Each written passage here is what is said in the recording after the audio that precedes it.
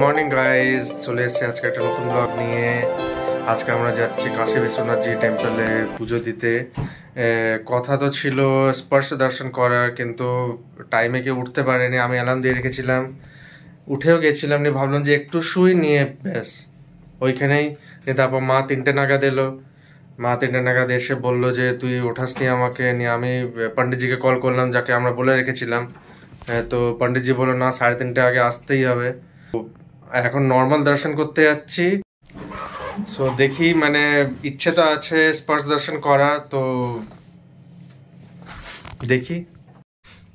ঝিঙ্কু এখনো ঘুমাচ্ছে, ঝিঙ্কুকে এখনো ওঠায়নি। আমরা সবাই রেডি হয়ে গেছি, আমি রেডি হয়ে গেছি, মাম্পি ওখানে রেডি হচ্ছে, আর ওইদিকে মা, মেশো, ওরা সবাই রেডি হয়ে গেছে। আর ঝিঙ্কু ঘুম একদমও ঠিক করে হচ্ছে না, তাও ও অনেকটা কোঅপারেটিভ, মানে একটু ঘ্যান ঘ্যান করেনি কোনো জায়গাতে, কিন্তু তাও একটা প্রপার ঘুমটা পাচ্ছে না। আর ওকে ওঠাবো না প্রপারলি, কেন কি আমাদের এখান থেকে মন্দির 900 মিটার।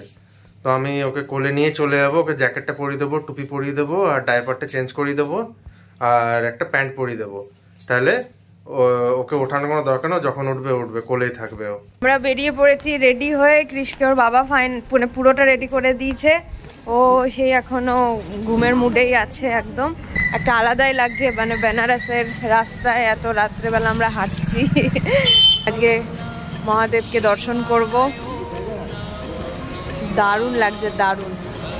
মন্দিরের প্রায় কাছাকাছি চলেই এসছি। আর এই যে মা, এই যে মেশো, সামনে যাচ্ছে মা, বাবা, অভিকৃষ্ণকে নিয়ে। ওই যে হিঙ্গি।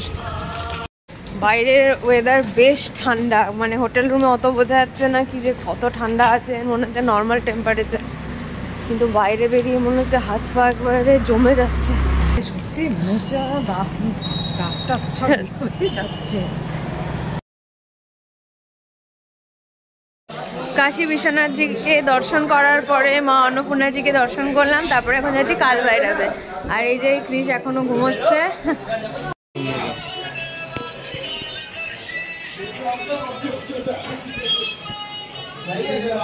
সো ফাইনালি কালভৈরব দর্শন হয়ে গেল, এবার যাচ্ছি হোটেল।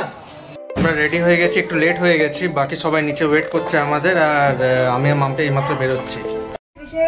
ঘুম হয়নি, সেই ভোরবেলা কাশী বিশ্বনাথজিকে দর্শন করেছি। ও ঘুমলো, প্রপার রেস্ট নিল, ভালো করে স্নান করালাম।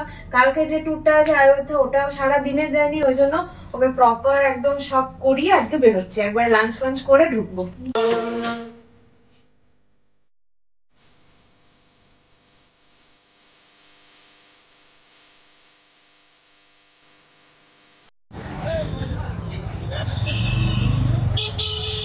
তো ঘাটে যাওয়ার আগে আমরা খাচ্ছি একটু মুসাম্বি জুস। মেশো, কেমন লাগছে মুসাম্বি জুস? আর তার সাথে পেয়ারা কাটা খেলাম। পেয়ারাগুলোরও দারুণ টেস্ট। কেমন লাগলো তোমার? ক্রিস খাচ্ছে আমাদের পেয়ারা। ক্রিস, ও মা, দারুণ খেলো তো। কটা খেলো মা? চলে এসছি আমরা গঙ্গার ঘাটে, দশমেধ ঘাট এটা। তারপরে বোটিং এর যা টাকা বলছে পার হেড 600, আর সন্ধ্যাবেলা হচ্ছে পার হেড 200। মানে যা খুশি বলছে, যেটা মুখে আসছে তাই বলে দিচ্ছে। এখানে চলছে বোটে প্রাইস বার্গেনিং। মা তো পুরো ঝামেলার মুডে চলে এসছে, আর এই লোকটা বুঝতে পারছে না যে আদেও আমরা যাবো না যাবো না। আমরা তো ছোটই আছি।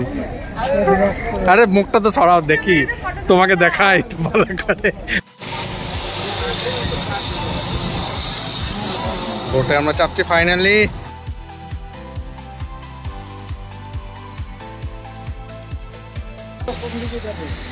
হাতটা ভিতরে রাখবে, নৌকা ভিতরে हाथটা ভিতরে রাখবে, নৌকা বাইরে।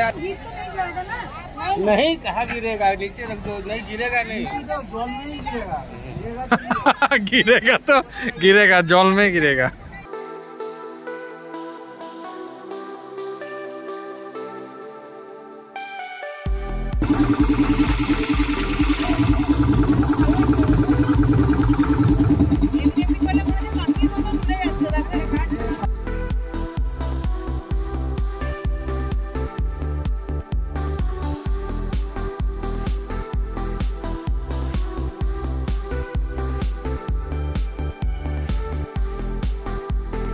পেট ঘোরা কমপ্লিট। এই হচ্ছে সিঁড়ি দিয়ে ওঠার অবস্থা।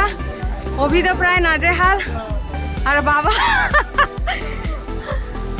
অভির মাকে হাত ধরে তুলছে, ওই নিয়ে হাসাহাসি হচ্ছে। মারাত্মক খারাপ সিঁড়ি, বাপরে বাপ, আমাদের অবস্থা খারাপ হয়ে গেল। কিন্তু দারুণ লাগলো এক্সপিরিয়েন্স। গঙ্গার বক্ষে ঘুরে নৌকো করে, আর ক্রিস খুব এনজয় করেছে। ঠিক আছে তো? হ্যাঁ, অনেক ক্যালোরি বার্ন হলো।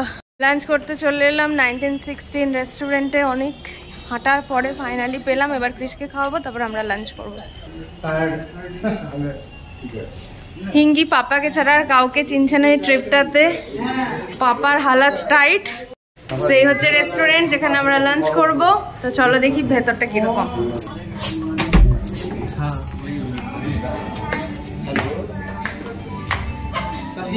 আমাদের খাওয়া কমপ্লিট। কৃষের সব কিছু নেওয়া হয়েছে কিনা দেখে নাও সবাই। এবার আমরা যাব, মেসো চলে এসছে, যাব এবারে হোটেল। সে সকাল 3টের সময় উঠেছে আমরা সবাই। কৃষ তো তাও আমার কোলে ছিল, কিন্তু তাও ও তো উঠেছে। এবার গিয়ে একটু রেস্ট নেবো, তারপর কালকে আবার অনেক লং ট্রিপ আছে অযোধ্যা। জয় শ্রীরাম। সো এইমাত্র হোটেল এলাম, টায়ার্ড হয়ে গেছি প্রচণ্ড।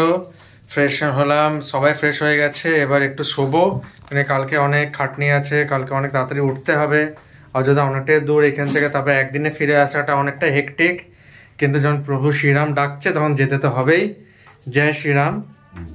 এই হচ্ছে আমাদের সন্ধ্যাবেলার মুড়ি মাখা আড্ডা, জমজমাটি আড্ডা।